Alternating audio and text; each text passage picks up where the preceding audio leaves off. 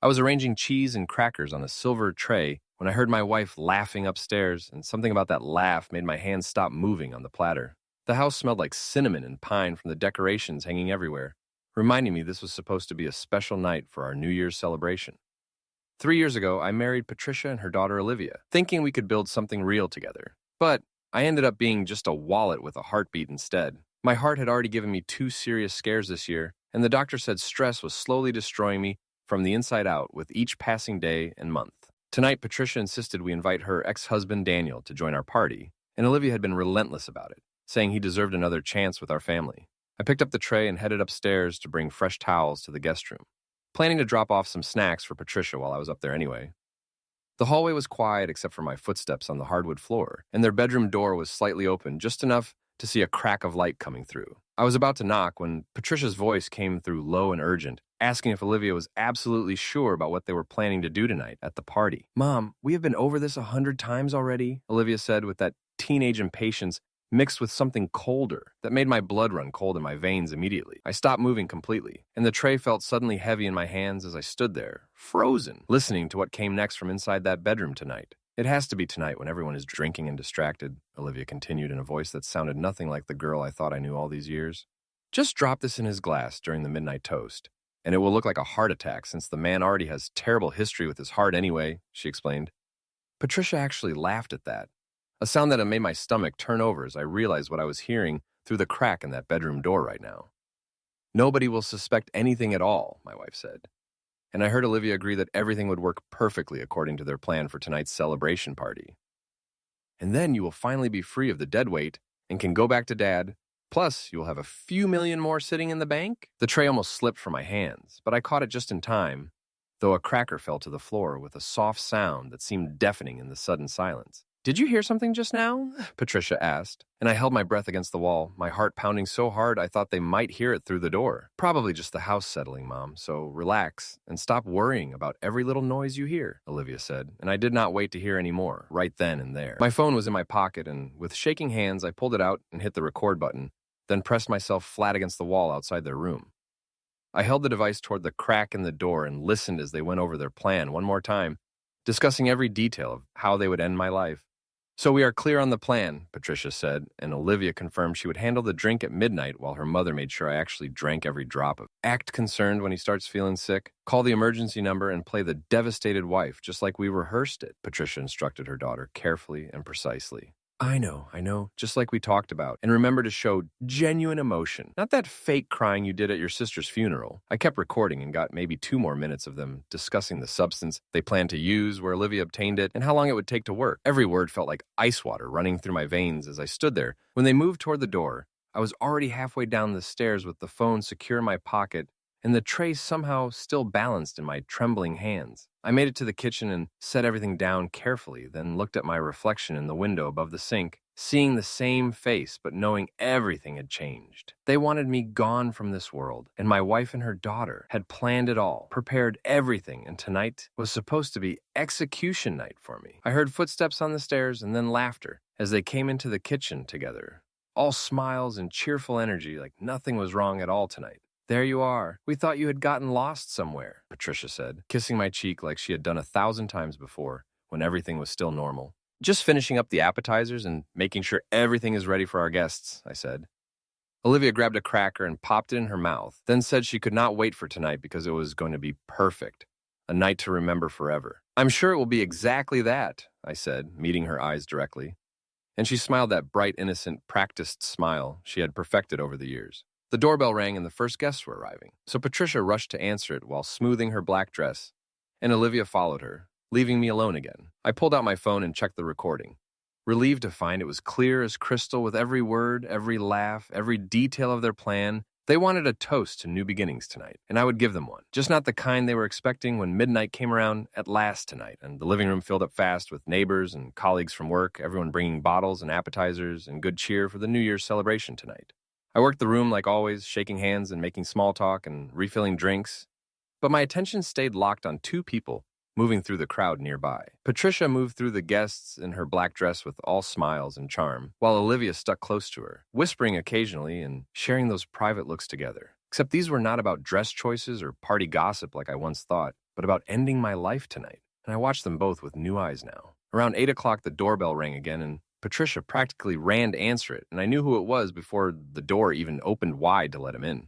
Daniel walked in like he owned the place, tall and confident with that easy smile that probably worked on every woman he met throughout his entire life and career. He shook my hand with just enough pressure to make some kind of point, then thanked me for having him here, though he knew this probably was not my idea at all. Olivia wanted you here, and that is what matters most, I replied, keeping my voice neutral and polite while watching Patricia touch his arm and linger just too long. Olivia hugged her father like he had been gone for years instead of just living across town, and they moved to the corner with their heads together, talking quietly. Patricia joined them after a minute, and the three of them formed a little triangle of conspiracy right there in my living room, while the party continued around them. I grabbed my phone and checked the recording again to make sure it was still there, still clear, still my insurance policy against what was coming tonight at midnight. Trevor from 3 houses down appeared at my elbow with 2 beers, saying he thought I could use one because I looked tense, and I took the bottle gratefully from him. Just tired from a long day of getting everything ready, I said, though the truth was much darker than simple exhaustion from party preparations and holiday stress. Trevor whistled low when he spotted Daniel talking with Patricia, asking if that was my wife's ex-husband, and saying I was brave for inviting him to a party like this. Olivia insisted on it, so what can you do when a teenage girl makes up her mind? At 9:30, people started getting louder, more drinks and more laughter, and someone turned up the music so the party hit that comfortable rhythm of celebration. I watched Olivia excuse herself and head toward the kitchen, moving casual and natural, but I saw the tension in her shoulders and how her eyes darted around nervously. I followed at a distance and stayed in the doorway where I could see everything but would not be obvious to anyone who happened to glance my way right then.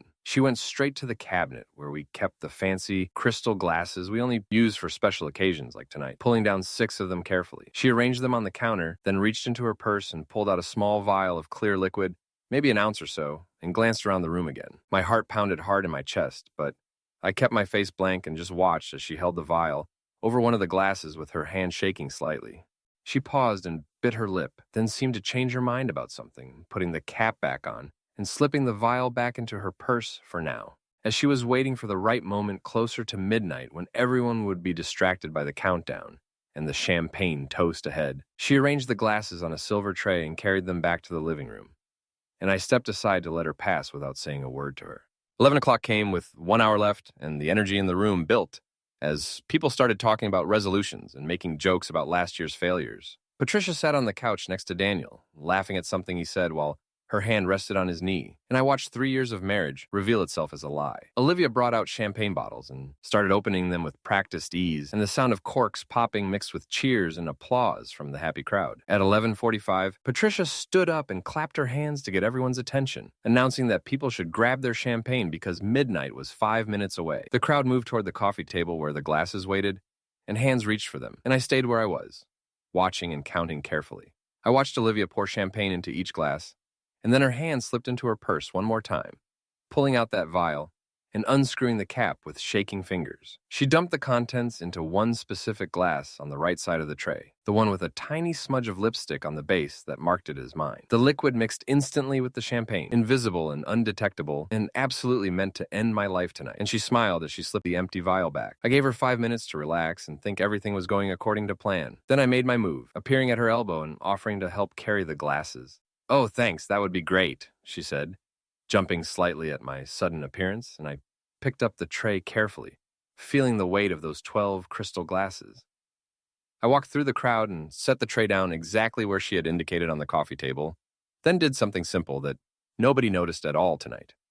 I turned the tray 180 degrees around, so the marked glass with the substance now sat on the opposite side, right where Daniel had been sitting, right where he would naturally reach when the countdown started and everyone grabbed their champagne to toast the new year together in just a few minutes now. I stepped back and surveyed my work, seeing that everything looked normal, just a tray of champagne glasses waiting for midnight to arrive at last tonight. Olivia did not notice the switch, and Patricia did not notice either, and Daniel certainly did not notice. But I did, and that was all that mattered right now. My phone buzzed with a text from Patricia telling me to make sure I grabbed a glass for the toast because she did not want me to miss the celebration tonight. I typed back that I would not miss it for the world, and she sent back a heart symbol, and I almost laughed out loud at the absurdity of it all. The television announcer started the final countdown with 60 seconds to the new year, and the room joined in, everyone shouting numbers together in excitement and anticipation. Patricia moved closer to me, and put her free hand on my arm, whispering that this was going to be such a good year. A fresh start for all of us. I'm sure it will be memorable, I said, watching Daniel lift his glass, still smiling, still completely unaware of what he was about to drink in just seconds. 4, 3, 2, 1, and then chaos erupted with cheers and noisemakers and confetti as people celebrated the new year with hugs and kisses all around the room. To new beginnings, Patricia said, raising her glass toward me with that same smile she had given on our wedding day 3 years ago when I still believed in us. To new beginnings, Olivia echoed from my other side, and Daniel joined us with his champagne held high, saying, to family. We all drank, and I barely touched the liquid to my lips. But Daniel drained half his glass in one big swallow, living in the moment of celebration tonight. Patricia and Olivia sipped theirs while watching me over the rims of their glasses, looking for that first sign that their plan was working exactly as they intended. 2 minutes passed with normal celebration and hugging and laughing, but then Daniel's smile faltered, and he blinked and shook his head like trying to clear it somehow. You okay? Someone asked him, and he said yeah, but that he was suddenly feeling weird, and he set his glass down and pressed a hand to his forehead nervously. Patricia noticed, and I saw the brief flash of confusion cross her face because this was not right. This was not the plan they had made together. Daniel swayed and caught himself on the arm of the couch, saying seriously that he did not feel good at all, and Olivia's eyes went wide with sudden panic. She looked at the coffee table and at the glasses, doing the math in her head, trying to figure out what went wrong with their perfect plan for tonight. Dad, she said, moving toward him, and Daniel's face had gone pale with sweat beading on his forehead as his breathing came faster and more shallow than before. People backed away as concern replaced celebration, and I pulled out my phone and said loudly that I was calling emergency services because something was clearly wrong. Trevor's wife, who was a nurse, pushed forward to check on Daniel, asking if he could hear her. Cannot breathe right, chest feels tight, and someone in the crowd said it looked like a heart attack happening right before our eyes. No, I said clearly with the phone to my ear and the emergency operator on the line already. Not a heart attack at all. This is something much worse than that tonight. The room went completely silent, and even the music seemed to fade away as everyone stared at me, waiting for me to explain what I meant by those words. This is a case of intentional substance administration, I said to the operator, giving our address and describing symptoms and making sure to mention suspected foul play involved. Patricia stared at me with her face draining of color, and she asked what I was talking about. What did I mean by substance administration and intentional harm tonight? Someone put something dangerous in the champagne.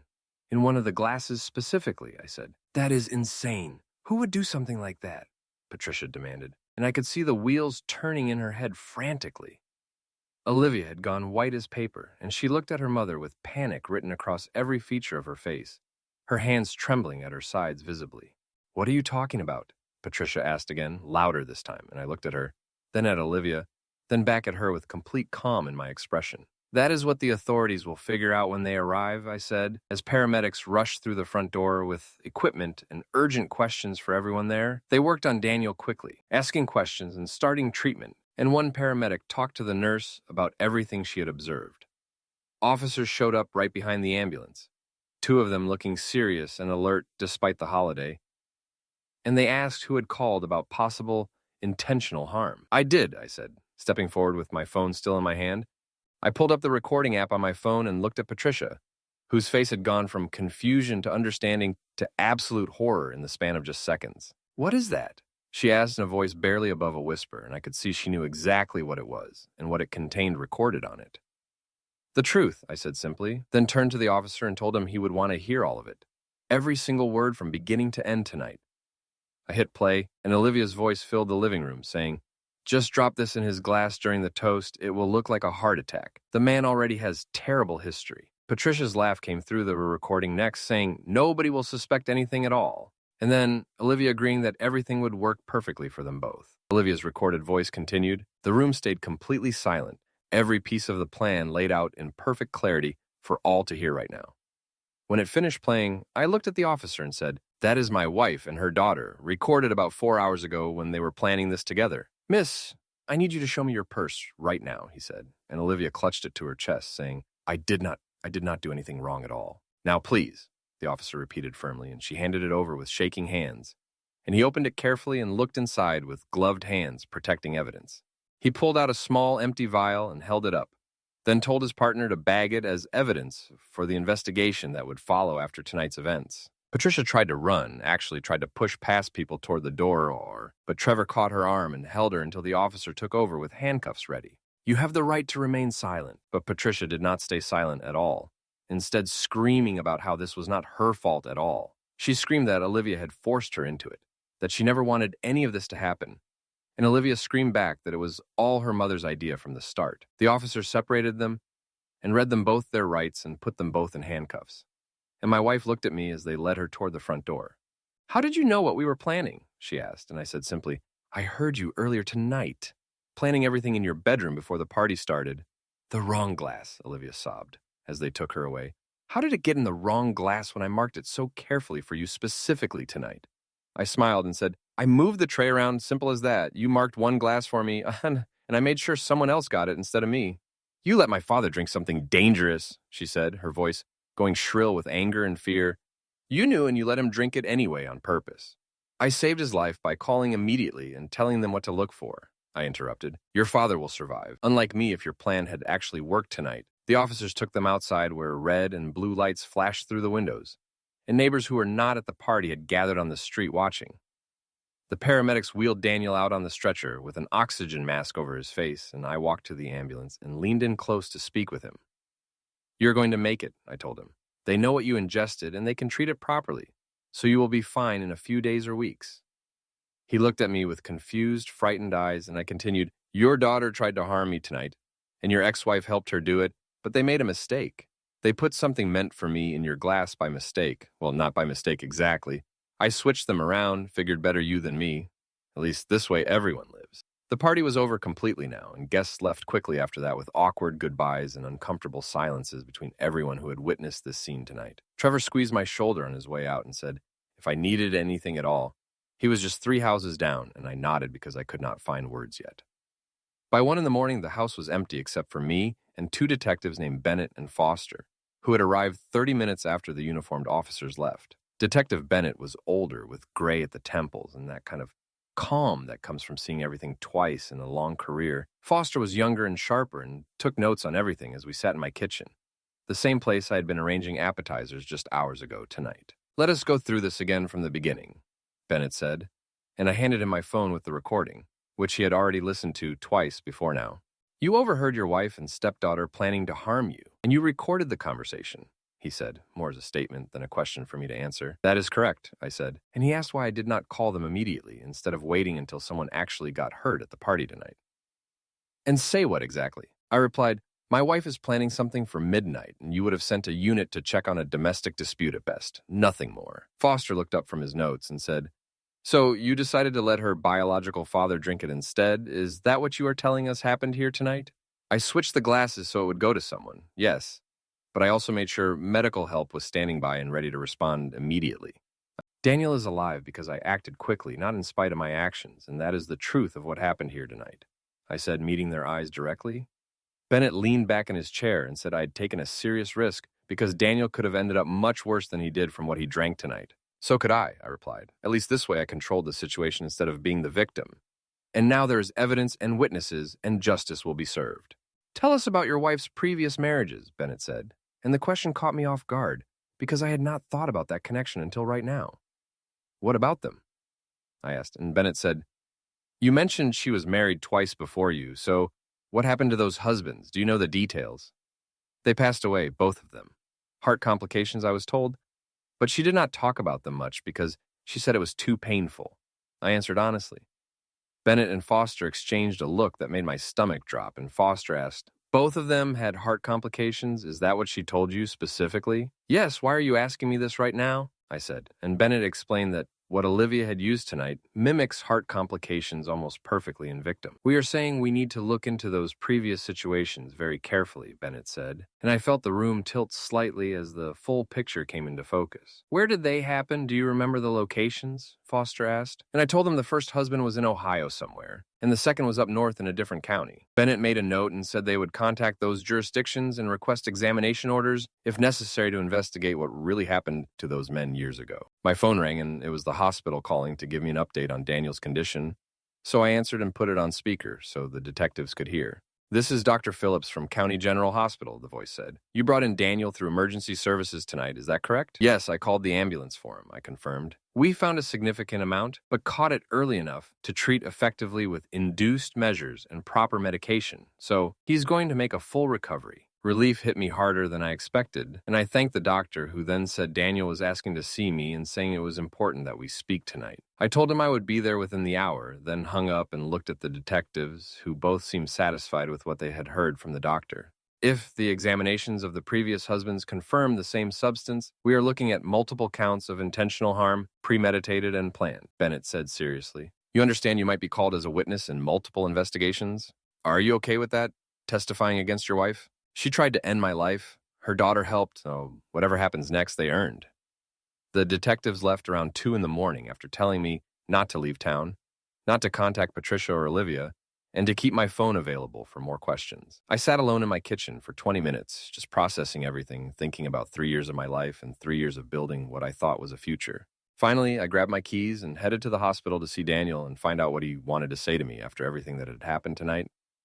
Daniel was in a private room hooked up to various monitors when I arrived, and he looked terrible, pale and exhausted and older than his actual age of 43. You came, he said when I walked in and pulled up a chair next to his bed, and I replied, you asked to see me. So here I am. What did you want to say? He told me the hospital staff had explained everything about what happened and what was in the drink and what I had done by calling emergency services so quickly. Why did you switch the glasses around? He asked directly, and I said, because I was not going to drink it. And I was not going to let them get away with it either. Switching the glasses meant you would get sick, but not worse than that. Meant there would be a victim and evidence and consequences for what they tried, I explained. I did use you, and I am not going to apologize for it, but I also saved your life by calling immediately and knowing what to tell the emergency responders, I said. He stared at the ceiling and said his daughter tried to end someone's life, and his ex-wife helped her do it, and he could not believe this was real. They tried and they failed, and now they will pay for it, I said. And he asked me about what the officers had mentioned about other possible victims before tonight. They asked me about Olivia and what kind of person she is, and I did not know, I swear I did not know she was capable of something like this, he said, his voice cracking.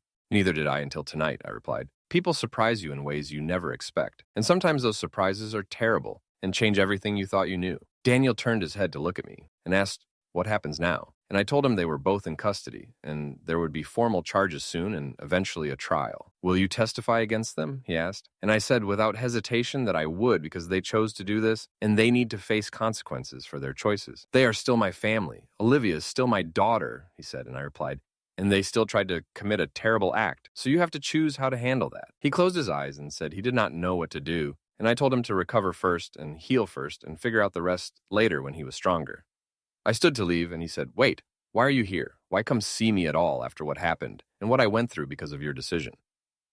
Because despite everything, you are the only other person who actually understands what tonight was really about for both of us. You and I, we know what it means to be disposable to people we thought cared about us. Yeah, he said quietly. Yeah, we do understand that now. The formal charges happened 2 days later, and I sat in the back of the courtroom watching Patricia and Olivia stand before the judge in county clothing and chains. They looked smaller somehow, less dangerous in restraints, and the prosecutor laid out the charges clearly for everyone in the courtroom to hear and understand completely tonight. Attempted harm in the first degree for both of them, plus conspiracy to commit harm, and the judge set bail at $500,000 each, which neither could make.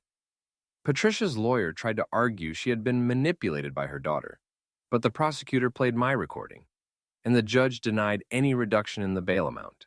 Olivia's public defender claimed she was a minor, influenced by her mother, but the same recording proved they were equal partners, and the judge denied that request too. They were led away separately, and Patricia looked back once, but she said nothing that I could hear. 3 days after the formal charges, Detective Bennett called to tell me the examination orders had been approved for both previous husbands, and he explained the judge agreed there was probable cause based on my recording plus the current attempt, plus the text messages they found. We pulled phone records for your wife and stepdaughter and found some very interesting text messages from the past 6 months, Bennett told me over the phone. He said the prosecutor wanted to meet with me that afternoon to go over what they had uncovered, so I agreed and drove downtown to the prosecutor's office.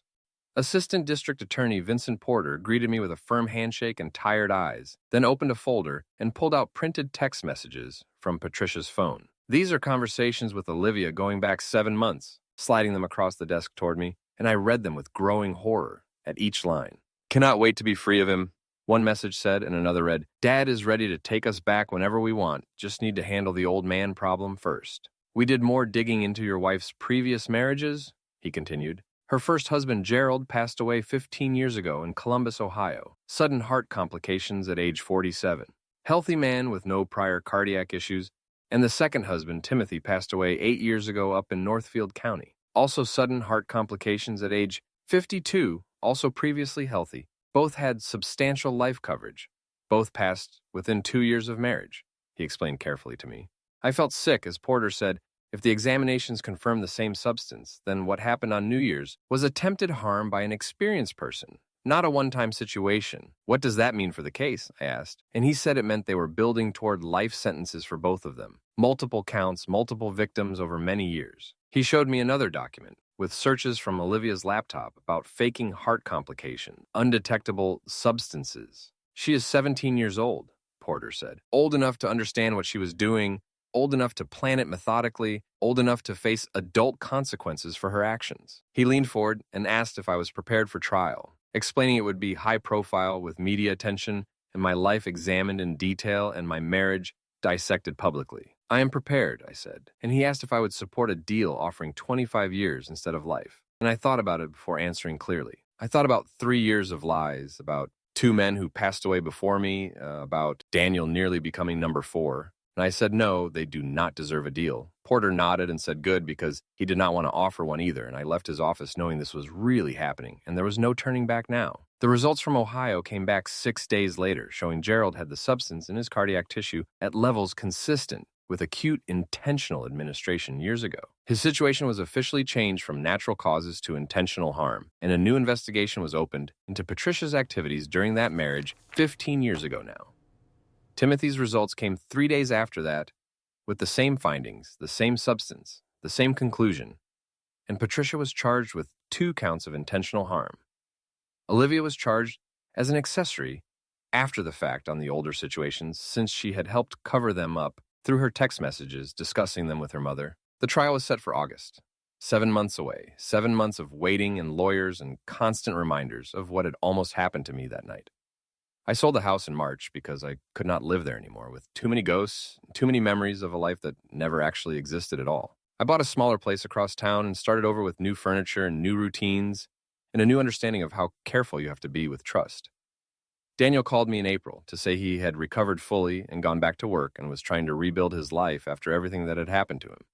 I testified at the grand jury, he told me, about what I remember, about the substance, about Olivia and what she tried to do to you, but got me instead. How did that go? I asked, and he said it was harder than he thought, looking at pictures of his daughter in restraints and knowing what she had done. In May, the prosecution found the supplier, some college student Olivia knew who had access to chemistry lab supplies and admitted providing the substance for $500. He took a deal for testimony against Olivia in exchange for reduced charges, conspiracy instead of attempted harm, 3 years instead of 20 for his role in everything. In June, my lawyer told me the defense was going to argue I had orchestrated everything, that I had switched the glasses knowing Daniel would drink it. Can they prove that? I asked, and she said no, but they could raise doubt and make the jury question my motives for doing what I did that night. My motive was not ending up on a stretcher myself, I said, and she replied that was exactly what we would emphasize: self-defense and reasonable actions under extraordinary circumstances. In July, 1 month before trial, the media was all over it, calling them various dramatic names and plastering their faces and my face on every news site available. I stopped reading the coverage and stopped watching the news and just waited for August to arrive and for the trial to finally begin and end this nightmare. Daniel called again the week before trial and said he was testifying for the prosecution against them, and he wanted me to hear it from him directly before court started. She was my daughter, and part of me still cares about her, but what she did, what they both did together, it is completely unforgivable. Yes, it is, I agreed, and we said we would see each other in court. And then the call ended, and I prepared myself for what was coming next. The trial lasted 3 weeks, with me sitting in that courtroom every single day, watching the evidence pile up against Patricia and Olivia piece by piece relentlessly. The recording played for the jury, clear as day, and text messages displayed on screens, and expert testimony about the substance explained how it works in the human body. Autopsy reports from Gerald and Timothy were presented showing the same substance in their systems, proving a pattern of behavior spanning 15 years of marriages and situations. Daniel testified on day 8, telling the jury about drinking the champagne and the symptoms and waking up in the hospital, and his voice broke several times as he described the betrayal he felt. I testified on day 12, walking them through the whole night step by step, hearing the plan, recording it, switching the glasses, calling emergency services immediately. The defense attorney tried to paint me as calculated and manipulative, asking if I felt guilty about Daniel nearly passing away from what he drank that night. No, I said clearly. I feel grateful we both survived, which is more than Gerald or Timothy can say about their situations with my wife years ago. The jury deliberated for 4 hours and came back with guilty verdicts on everything, every single count, every single charge against both Patricia and Olivia together. Sentencing came 2 weeks later, and the judge looked at Patricia without any expression on his face as he prepared to deliver the consequences for her actions. You intentionally harmed 2 husbands for financial gain, you attempted to harm a third, and you involved your minor daughter in these terrible acts. I sentence you to life in prison without possibility of release on each count, to run consecutively, with 40 years minimum, on the attempted harm charge, he continued. You will spend the rest of your natural life in prison, and that is the consequence of your choices. And Patricia just stared straight ahead without reacting. Olivia got 25 years as a juvenile offender, eligible for release after 15, and she cried and begged the judge for mercy, but he had none to give. I walked out of that courtroom into August sunshine, free and alive and vindicated, and I felt the weight of 3 years of lies finally lifting off my shoulders. I donated most of the money from selling everything to organizations helping victims of domestic situations, which seemed appropriate given what I had been through myself.